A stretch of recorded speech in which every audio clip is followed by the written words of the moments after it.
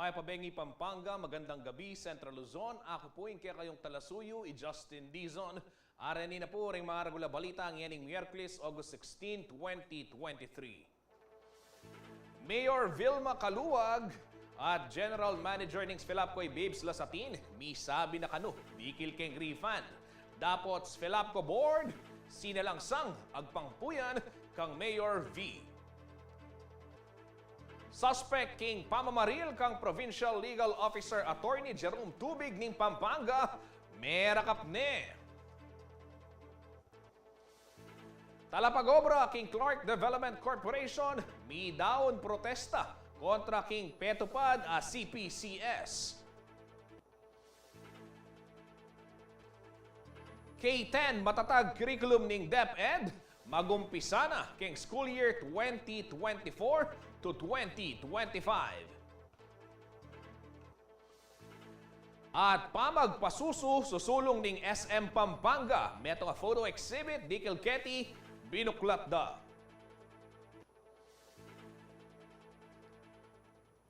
Kabalen at yun po king kustodiya ning polis, ing suspect king pamamaril kang Attorney Jerome Tubig, ing legal officer na po ning probinsya. Ito po yung kinumpirma ng Governor Dennis Delta Pineda, keng merapat pong press briefing ngayon pong Miyerkules, August 16. Makibalita tamo po kang Paulo G. Santos.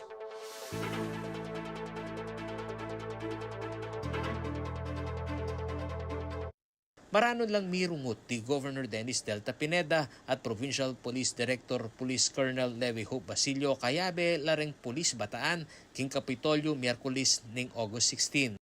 Keti karelang kinumpirma na sune king kustodiya ning PNP ing suspect king pamamamaril kang Attorney Jerome Tubig ing legal officer ning probinsya. April 17 na niyang barilande ing abogado king tulid ning Metong Hospital king B. Mendoza Street, syudad ning San Fernando. So, sa magandang pong balita at yung suspect ho natin sa nangyari kay Attorney Tubig last April, nahuli na po. At pumunta po sa akin ng Bataan Police para sabihin na hawak na ho nila yung tao. At although ang warrant na ginamit po nila yung warrant natin, and still they have other case din po dun sa suspect na nangyari naman po sa Bataan. So, right now, ang custody po nasa Bataan pa ngayon dahil may mabigat din pong kaso doon na hinaharap itong suspect natin. Agpangpakang Governor Pineda, asune keng stable a kondisyon ni Tubig, mupin mag-recover ya pa uling mituran niyang balas ning baril ing kayang buntok. Minarap king kamera Police Colonel Basilio dapot kinumpirma na niti na suking custody ning Bataan PNP at midaluma ng kasong frustrated murder ing suspect ka Angelo Perez. Base pa king Facebook post ning Bataan PNP, merakap ing suspect king barangay Mount View Mariveles anyang August 10, 2023. Kerak pa niya naman kanong caliber 48 pistol ing suspect at apat sa sachet ning shabu, amikaalagang maygit 77,000 pesos. Ako yung kayong talasuyo ay Paulo G. Santos, ating pusong makabalan.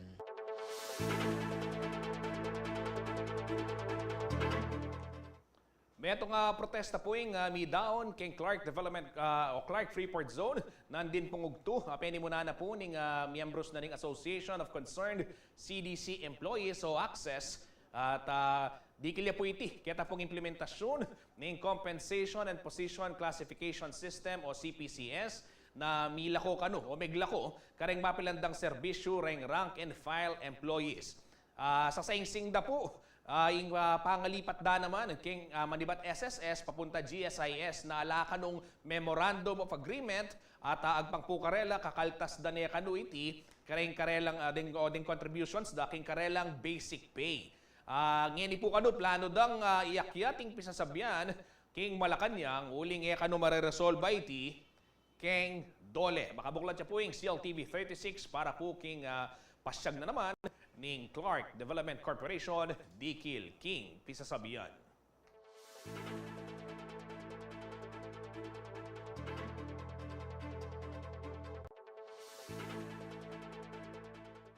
Kabalen, magumpisa niya po king tutuking school year 2024 to 2025. Ini pong bagong curriculum ng Department of Education na ausandang K10 matatag. Ini po kano bang bawasan la reta kano nga marakala learning areas na ningkay kano pasakit namo kare nga talaturo ang pong estudyante. Ayun po yung report.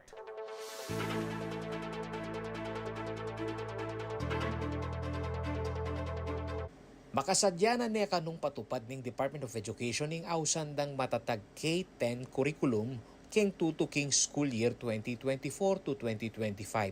Agpang keng DepEd, mikakabaldugan niyang makabagong kurikulum na napapanahon, talino na mula sa isip at puso, tapang na humarap sa anumang hamon ng buhay, galing ng Pilipinong nangingibabaw sa mundo, ing buri ng sabyaning matatag.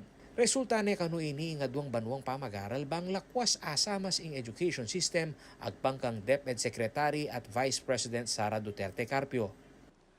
One of the issues discovered was that the curriculum was overloaded with too many lessons or subjects. The curriculum required instructors to teach an excessive number of learning competencies with very limited time available for instruction. Nung keng kasalungsungan na kurikulum ating 7 subject, mabawas lang adwa at magina lamong 5 reng learning areas king matatag kurikulum. Apin din ni reng language, reading and literacy, mathematics, makabansa at GMRC. Midagdag naman ing science karing subject daring magaral katukludang grade 3 kabang pag-aralan de ing technology and livelihood education at mape pangaras naman ning grade 4 to grade 6. Miyalila naman ing values education ing GMRC. Nung keng current curriculum ating 11,738 learning areas king matatag curriculum ati namang 3,664. Meaning, DepEd's programs and reforms are intentionally tailored to produce competent, job-ready, active, responsible, and patriotic citizens. Agpanggang Alliance of Concerned Teachers o ACT Teachers Central Luzon President Matthew Santiago, maragulyang saop kareng teaching personnel ing reforma keng curriculum. Wala siyang ibinabawas. Ang binabawas ay yung mga learning areas o yung mga subject. Yung mga subject ay pag-iisahin. Like for example, yung araling panglipunan at saka MAPE ay magiging isang learning area ito. Magiging isang learning area ito sa elementary. So far, malaki sa amin, no, sa part ng mga teachers ay malaki yung kung malaki ang maitutulong nito kung gano'n ang mangyayari kasi nga mababawasan ang mga learning areas at talagang matutugunan yung mga tinatawag na learning gaps. Samantala, by pace naman ang implementation ng matatag K10 curriculum. Umpisan day ni kareng kinder, grade 1, grade 4 at grade 7 keng school year 2024 to 2025. Kabang keng school year 2025 to 2026 naman, ing kareng grade 2, grade 5 ampong grade 8. School year 2026 to 2027 kareng grade 3, 6 ampong grade 9. At school year 2027 to 2028 para king grade 10. Ako yung kayong talasuyo ay Paulo G. Santos, ating pusong makabalan.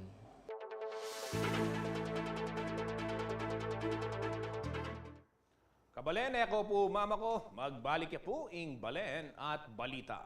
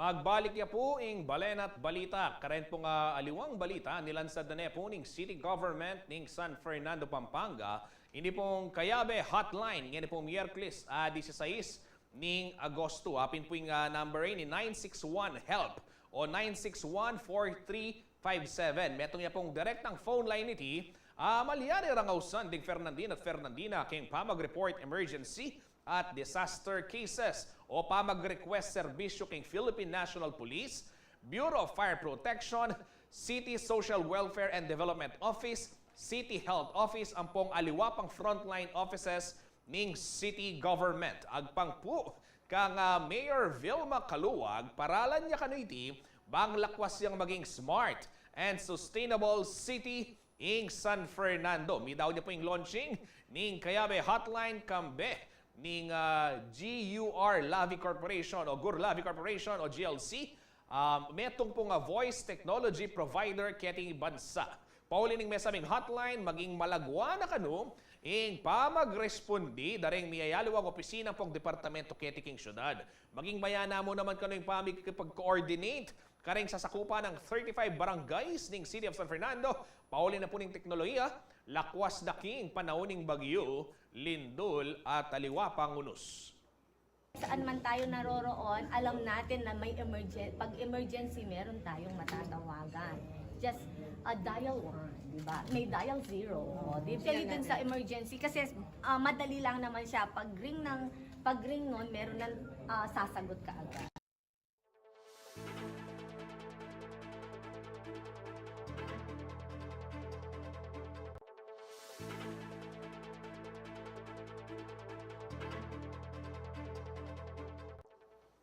Fernandina at Fernandina, kabalen o maski katamo pang kakaluguran, manibat king aluwang balen at aluwang bansan. Panigurado pong excited na kayo king Giant Lantern Festival 2023 keti po king Syudad San Fernando. Paman po mitutukluing Burmans, pega dyan dane po iti, reng miyembros ning Executive Committee. Pakibaluan tamo po yung meging pisasabyan king karelang pormerong meeting king balita ng Liana Canilao.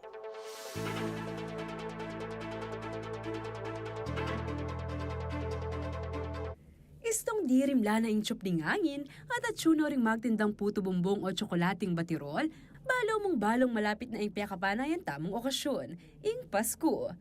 Bukod pa kareti isong kikislap no ring mga kuli a parol, ramdam mong ramdam ing holiday season. Kete king syudad San Fernando, piyakapanayan ding Fernandino at Fernandina, aliwap ang kabalen maskirang alitaga Pampanga, ing ligligang parol. Inya naman bayo patukluing per months pag-adyana na ng city government iti kambering private sectors. At inya ping Martes, August 15, may daw niya ang first executive meeting para king Giant Lantern Festival 2023.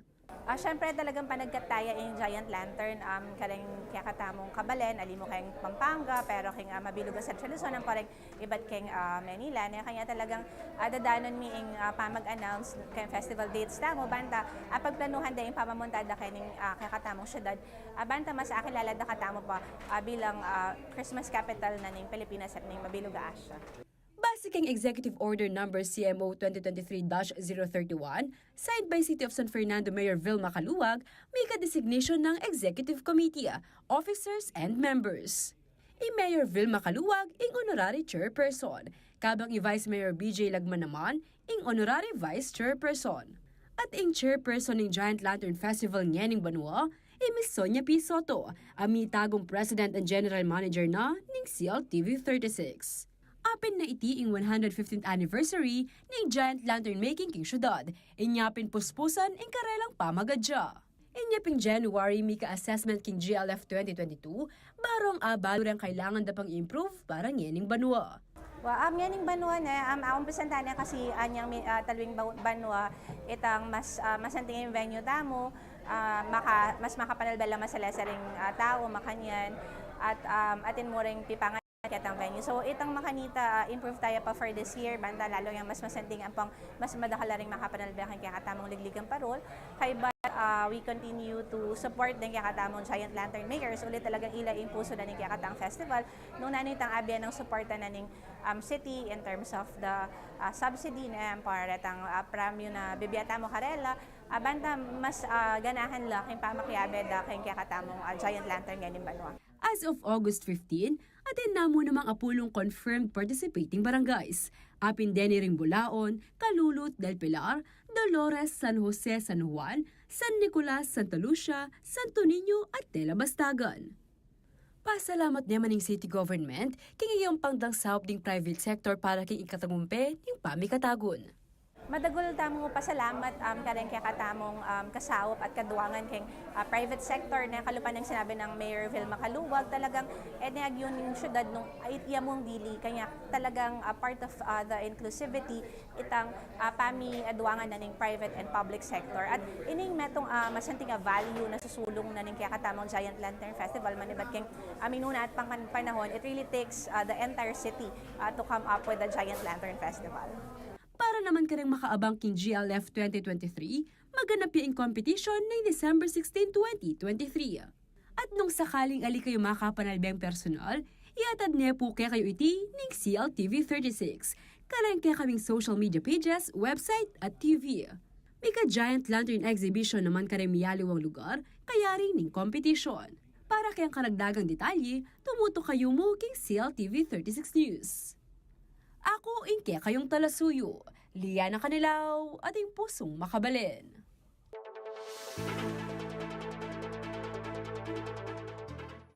King aliwa pong balita, may di na niya pong galali Engineer Joshua M. Bingkang.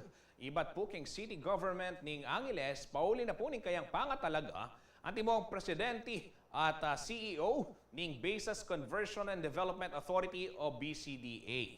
Ibingkang po, agpang kini pong resolution magpasyag, pride, ang pong pag-welcome po kay appointment ng President CEO Bingkang, makalagay po ka rin na mag-perform yung kanong vital task na pagpakit commitment at lugod King Pampanga at King Metro Clark.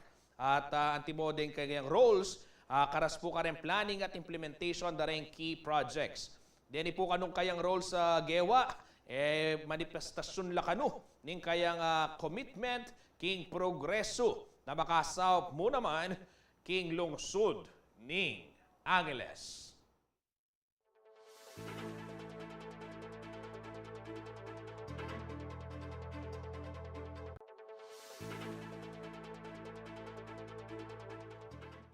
Dakal pa po pisasabihan dikil king Labuad Kapampangan king pamagbalik ning Balen at balita.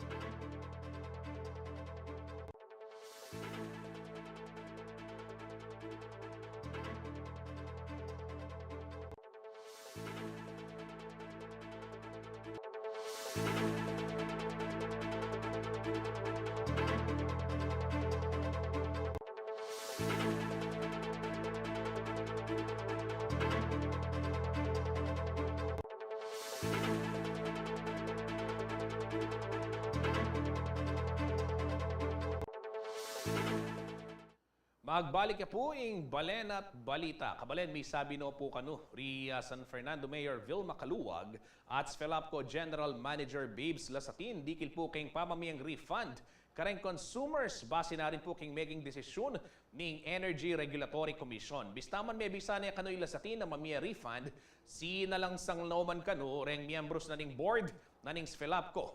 At iti po agpang mismo kang Caluwag. Ayun po yung report.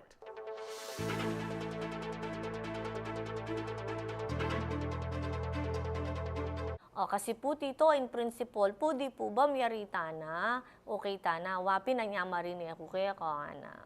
Tama kanyan. O siyempre, sabi ng tito, in majority ka no, kasi in majority rin king retang kapartner na luwa naman niya. Anya makanta, apa pa, sabi na, kakayang ko nala, ako convince ko nala ning retang lawyer, sana makanyan.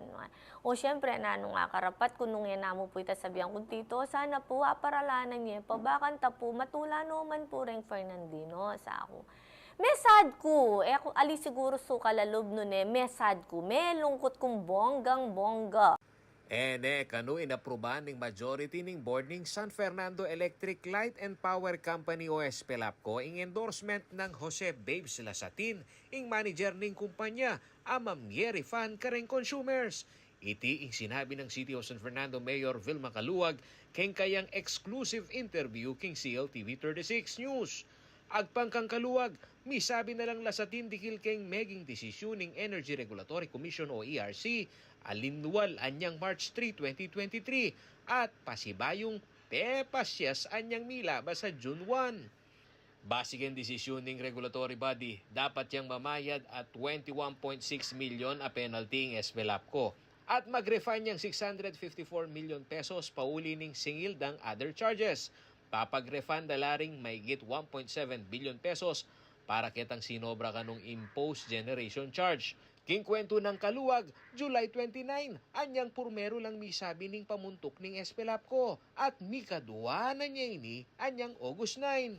So, hindi natangke ni Tito Babe Sampoy kong Erwin. So, anyang August 7, sinabi da ka na ako na 450 million ing bayaran da, ketang 654 million.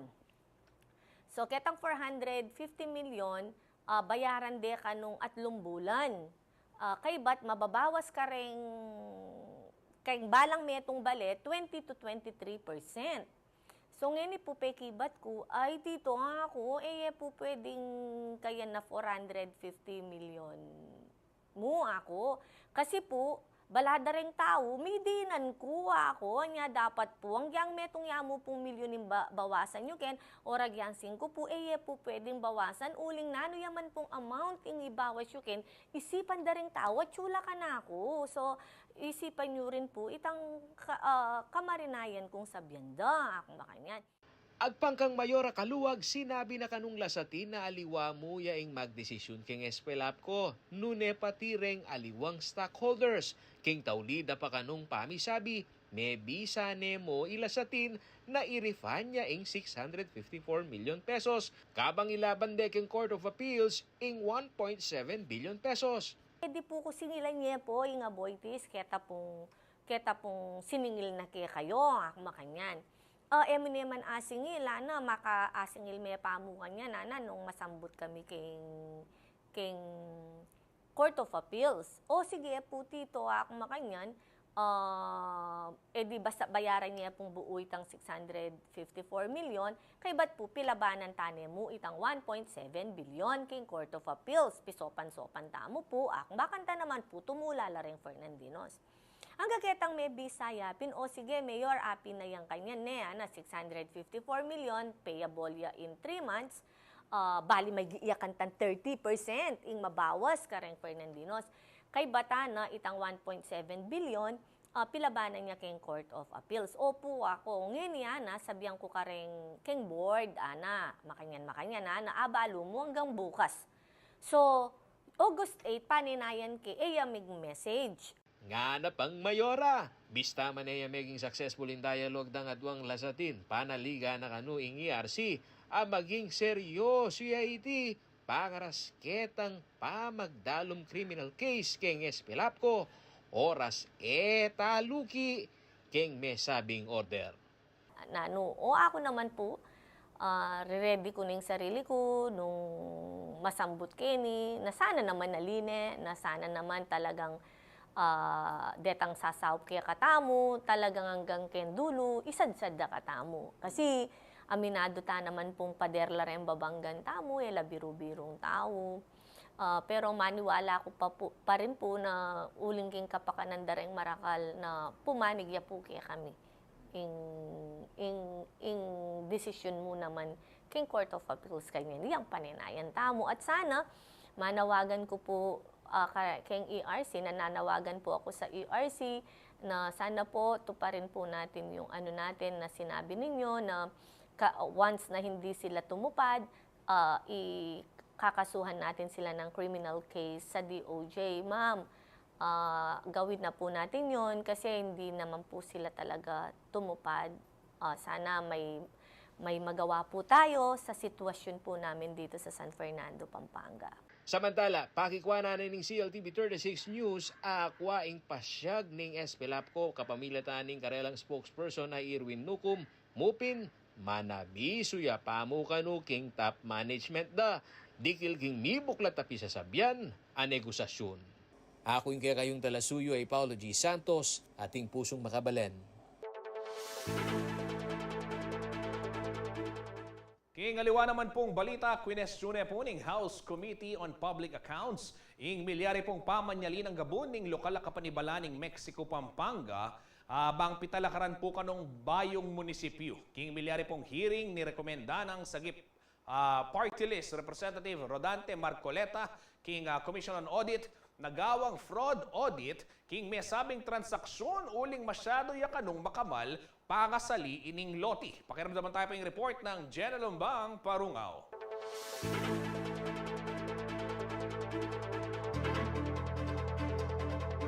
King katlong pamikatagon pasibayang mika hearing ing House Committee on Public Accounts parikil king seli ng gabo ning lokal na kapanibala ning Mexico king halagang halos 80 milyong pesos. Adwalang lote deti nating kabilugang dagul amigit 2.8 hektarya abandida ring misawang Arnel at Sonia Pangilinan ampoy Ediyang. Ding may sabing landowners asalida lamo kanu ding gabon areti inyang July 2022 king halagang 300 pesos balang square meters. Karas ning January 2023 kay bating halos 6 mabulan. Pisalida king LGU king halagang 2,800 per square meter ing gabundareng Pangilinan at 2,950 pesos naman per square meter ing gabunang yang.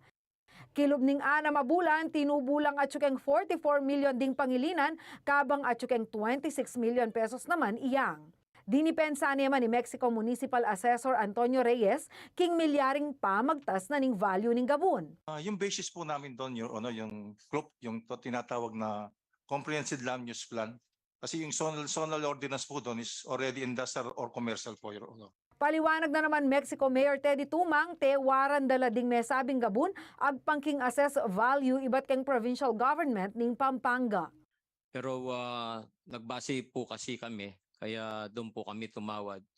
Dahil ang provincial government, meron po siyang binigay na assess value sa amin ay 2,500.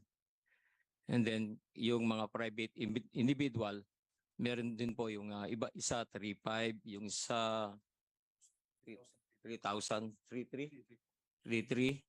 Agpang naman kang sagip party Representative Rodante Marcoleta, ang miyembro ning House Committee on Public Accounts. Dapat, bayo ya pa may reclassify industrial, tewaran da ni uling atinde palang balaking LGU na saliwan ing gabon.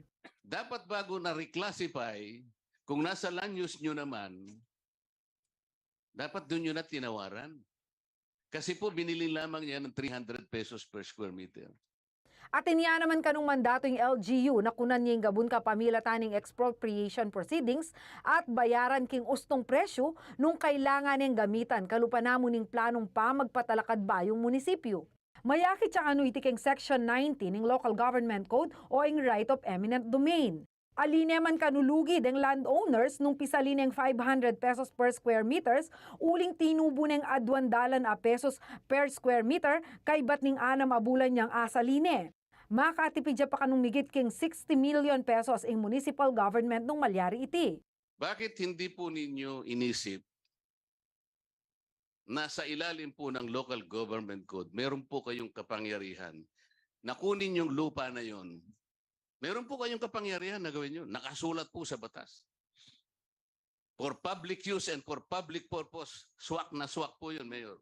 King pangabalo na naman kanong Mayor Tumang kareng dalan niya mo applicable o magagamit ing may sabing batas. Wala po akong knowledge regarding dun sa pag-expropriate ng paglilipatan ng seat of government. Ang alam ko lang po yung mga para sa kalsada. King katatawlyanin pa magbusisi king issue, anya duwa ng Representative Marcoleta king Commission on Audit na imbestiga niya ing may sabing transaksyon ning paman niya linggabon.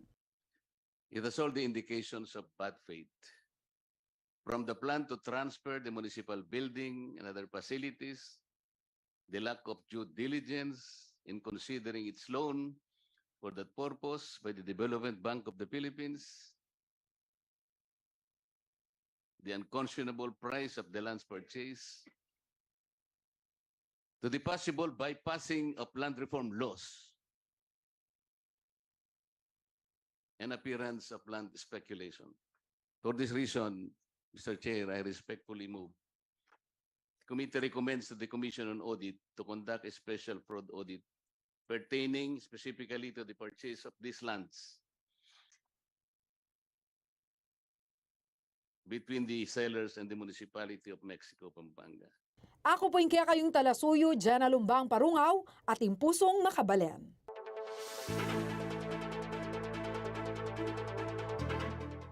Kabalen, pag masusyan po ngining bulan ng Agosto ing pong National Breastfeeding Awareness Month. Pauli na po niti, pinimunanin ng SM City Pampanga ang pong SM Cares. Ing metong pong photo exhibit, milabas sa Martes, August 15, na magpakit po kareng indang magpasuso kareng karelang anak. Akit po king exhibit, pelagwanandang free to feed, championing safe spaces for breastfeeding. Ding litrato, akwada po rin professional photographers king mabilog amangsa. Para lang niya kanu inining SM Supermalls na ipakit ang karelang suporta at paramdam na alayang wala lang kailangan din dyan. Ring inda na magpasuso kayong karela pong establishmento. Kasabay na po ng pamamuklat na ng exhibit, may katok mo naman kaya bereng aliwang advocates ang pong doktor. Present po kaya may sabing pamikatago ni Doktora Jaira Natividad, ing breastfeeding program manager na po ng City of San Fernando. Baka niya muna po Councilor Aizel Macalino, ing chair na ng Health Committee king Sangguniang Panlunsod, na Arnie Salas, arugaan trained breastfeeding counselor. Agpangpukarela, maulagaya kanu, ing pamag-breastfeed king metong anak kagapering support group na ning metong ainda. Margulyan naman kanu SAUP, ing gagawan na rin ngayali mag-establishmento ang maging kagape na ning LGU. Baka patupad masalesa ini pong Republic Act 10028 o Expanded Breastfeeding Promotion Act of 2009. Maragol naman po pasasalamat rin inda. Aminta, uling media na namang inspirasyon ay balaos da yung karelang pamagpasuso para kareng-karelang anak.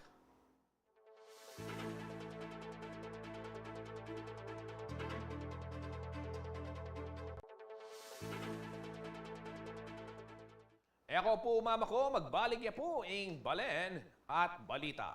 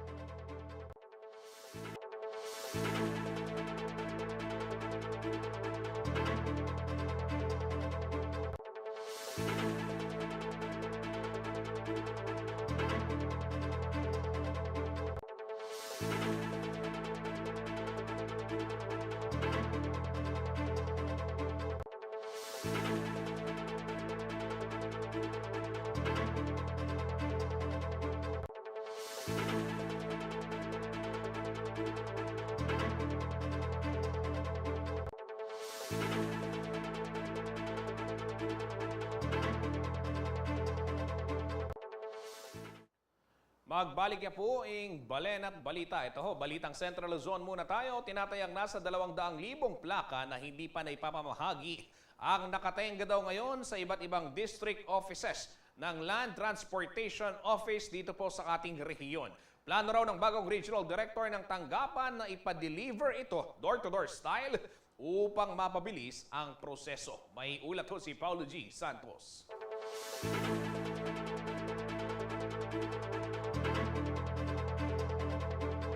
Walang plaka at madalas ay hindi tumpak sa behikulo ang plaka ng mga sasakyan ng mga involved sa krimen. At isang malaking problema rin sa pagresolba ng mga hit and run case, ang mga hindi maaninag na plaka ng sasakyan na kung minsan hindi lang antigo, improvise pa. Ito ang obserbasyon ng bagong talagang Regional Director ng Land Transportation Office o LTO Region 3 na si Retired General Ronnie Montejo, isang dating opisyal ng Philippine National Police. So imagine natin yung isang sasakyan nga lang na walang plate number tapos na-involve sa isang krimen, either naka-traffic accident or ginamit sa commission of crimes. Tapos nakita sana ng mga investigator or ibang witnesses or even sa CCTV during the review. Pero wala siyang mga doon na identifying marks, lalo na plate number. So talagang kawawa yung investigador, hindi niya matuntun yung dapat matuntun. Pero kung nandoon yung plate number, ang laking bagay na matrace kung sino ang may-ari doon at saka taga saan. So malaking bagay po yun. Nababahala rin si Montejo dahil sa pag-assume niya sa pwesto ay kanyang natuklasan na higit 200,000 unclaimed license plate pa ang nakatenga ngayon sa mga district office ng LTO sa rehiyon. Gano'ng kalaki yung backlog natin na nakapende? More than 260,000 po. Oho, ang motor vehicle at saka motorcycles po 'yun. Ang sa ngayon medyo nabawasan na siya ng dahan-dahan. Kaya during our conference this coming district heads conference during this coming Friday, so makikita po namin yung mga actual na figure kung ilan po ang nabawas at saka ilan po ang natira. Yung motorcycle po nasa 129,800.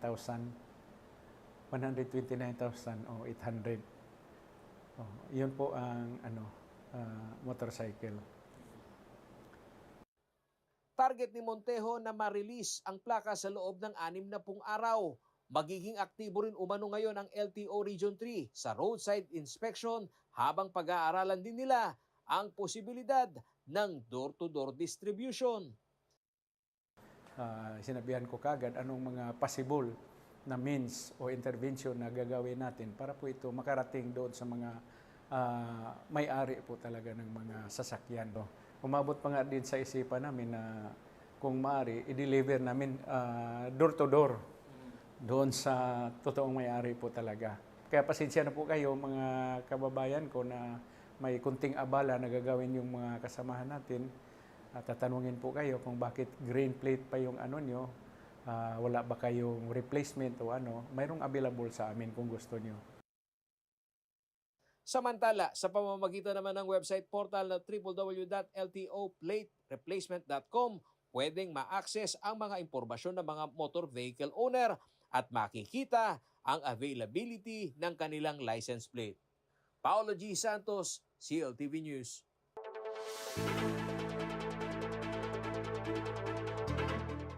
Balitang sports naman ho tayo, isa ho sa mga pinakasikat na Kapampangan bowler si Calvin the Beast Abueva. Mula ho sa Collegiate League hanggang sa international stage, hindi po matatawaran ang kanyang passion sa paglalaro ng basketball. Ngayong malapit na ho yung pagsisimula ng FIBA World Cup 2023, inaanyayahan po ni The Beast ang ating mga kabalen na muling sumuporta sa ating national team na Gilas Pilipinas. May balita po si JM De Jesus.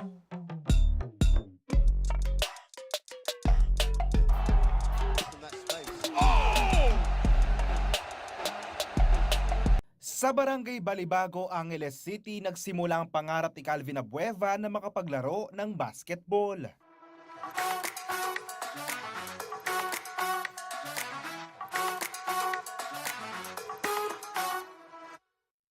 in my time na talagang hindi ko expect na makakapaglaro, makakawak ng bola na dahil man maski piso wala ako. Nanay ko is a balut vendor. Is hard to me na makakakuha ng ganun bola. Siyempre yung mga experience na yun is malaking bagay sa akin as dumating ako sa punto na high school ako, college. Yun na, nabi ko, itong bola to, ito yung mahalaga. Kumbaga parang treasure itong bola eh. Ito yung bit mo sa pangarap mo para makarating ka dun sa yung punto na gusto mo. Dahil sa kanyang determinasyon at tangking galing sa hardcourt, kinuha siya ng San Sebastian College Recoletos upang maglaro sa National Collegiate Athletic Association o NCAA taong 2009.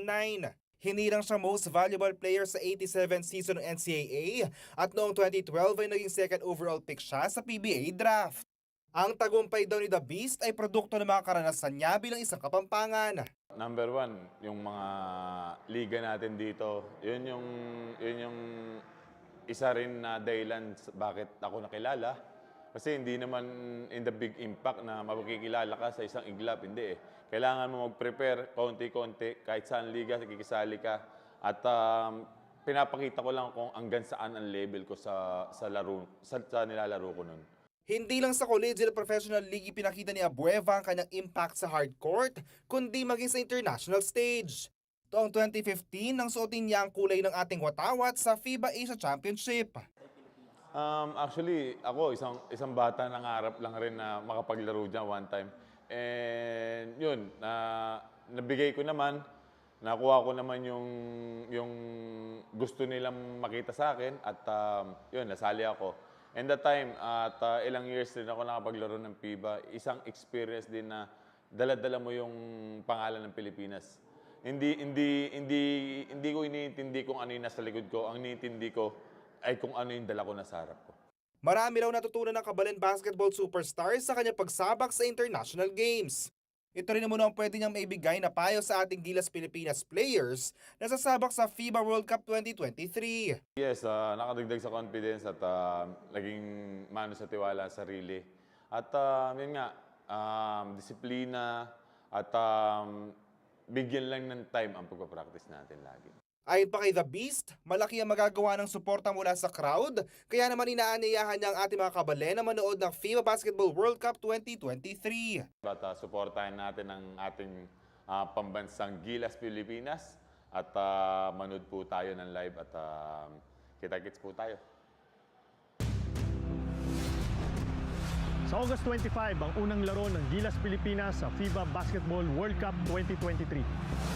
You will see not just world-class games, but also a once-in-a-lifetime show. We have the chance to break the World Cup attendance record. Join me, Sarah Geronimo, The Don, and Ben and Ben. 8/25/23. Let's make history. Buy your tickets now. Samantala, nakatakda maganap ang Team Gilas Pilipinas sa bansang Dominican Republic sa opening day sa Philippine Arena this August 25. Maglalaban din ang bansang Angola at Italia para sa unang panalo. Maaaring bumisita sa ticketnet.com.ph at smtickets.com para maka-avail na ng mga passes sa iba't ibang mga laro na gagawin dito sa Pinas. JM De Jesus, CLTV 36 News.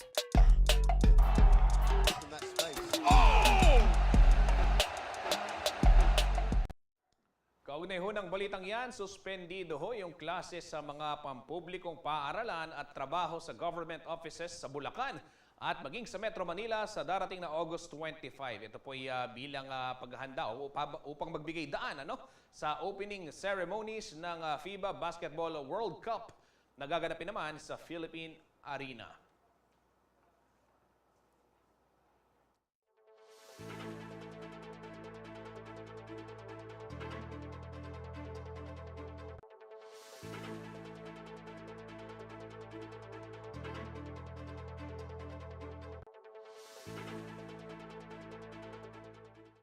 Kabalen, apin po rin ding mga regular balitang kinalap ning Kekatamong News Team para po king aluwa pang updates. I-like and follow ila mo rin Kekatamong social media pages king Facebook at CLTV36 Official and at CLTV36 News. Twitter naman at CLTV36, Instagram pong TikTok at YouTube at CLTV36 Official. Malyari lang naman po nga bending programa ng CLTV 36 kaya mo nga website www.cltv36.tv at syempre kempong Signal Channel 115 nationwide ya po yan. Kaya naman King Central Luzon kanang kakatamong 39 cable partners at King Free TV Channel 36.